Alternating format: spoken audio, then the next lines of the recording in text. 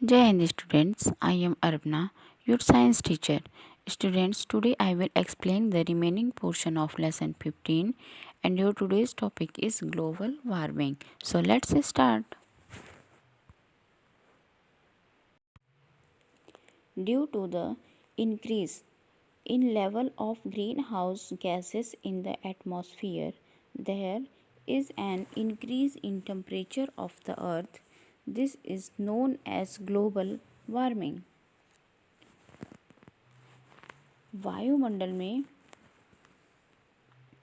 Green house गैसों के level में वृद्धि के कारण पृथ्वी के टेम्परेचर में वृद्धि हुई है।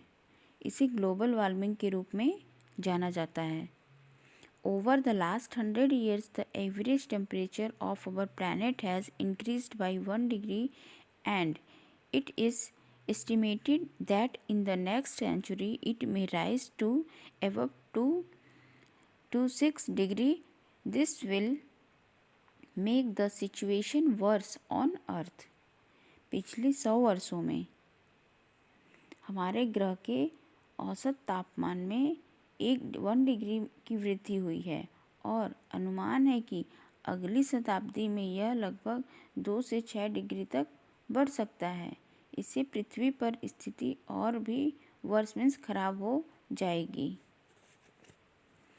Melting of polar ice caps, rise in water levels of oceans and floods means बाढ़ in places near the sea are some of the effects of global warming. ध्रुवीय आइस कैप का पिघलना, महासागरों के वाटर लेवल में वृद्धि and समुद्र के पास के स्थानों में बाढ़, ये सब ग्लोबल वार्मिंग के कुछ प्रभाव हैं। Early steps are required to reduce global warming. Now it is the duty of every country to reduce the use of greenhouse gases. In this way we can prevent a massive disaster. Global warming को कम करने के लिए शुरुआती कदम की आवश्यकता है। अब ग्रीन हाउस गैसों के उपयोग को कम करना हर कंट्री का कर्तव्य है। इस तरह हम बड़े पैमाने पर होने वाले आपदा को मीन्स डिसास्टर्स को रोक सकते हैं। Most of the countries have signed agreements which aimed at reducing greenhouse gases. Kyoto Protocol is one such agreement. Mostly this country means अधिकांश देशों ने समझौते पर हस्ताक्षर किए हैं जिनका उद्देश्य ग्रीन हाउस गैसों को कम करना है। क्योटो प्रोटोकॉल एक ऐसा एग्रीमेंट है।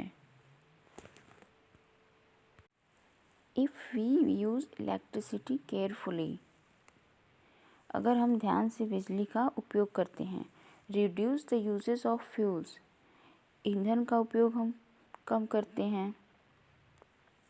Use mass mode of transport such as bus metros grows more plants, तो परिवहन के बड़े पैमाने पर उपयोग करते हैं जैसे बस मेट्रोज, ग्रो मोर प्लांट्स, बहुत सारे प्लांट्स लगाएं।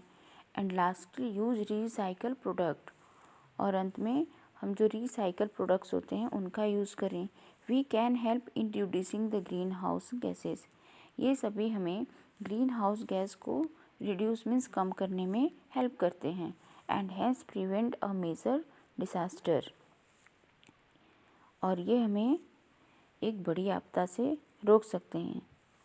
ओके, इससे ये सभी चीज़ों को करके हम एक होने वाले बड़े आपदा को रोक सकते हैं। Okay students.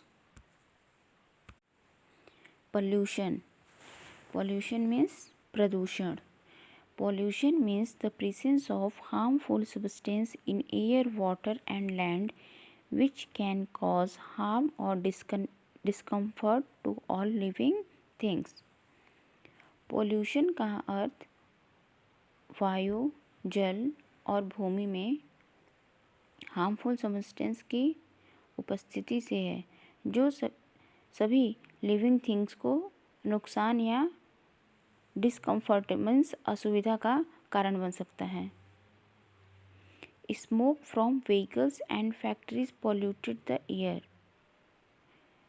व्हीकल्स और फैक्ट्रीज की जो स्मोक हैं एयर को पॉल्यूट करते हैं।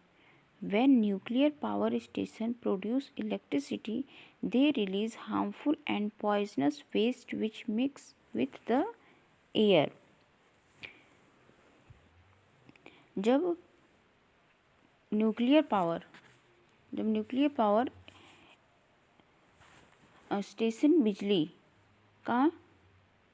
स्टेशन बिजली का उत्पादन करते हैं तो वे हानिकारक और जहरीला कचरा छोड़ते हैं जो एयर में मिक्स होता है। स्पाइलिंग ऑफ ऑयल और petroleum and dumping of chemical waste release by factories into river, seas and oceans cause harm to the animals and plants living in water. Factory द्वारा जो छोड़े जाते हैं ऑयल एंड पेट्रोल और रासायनिक कचरे को नदियों, समुद्रों और महासागरों में फेंकने से पानी में रहने वाले जो एनिमल्स और प्लांट्स होते हैं उनको नुकसान होता है। Okay students, thank you.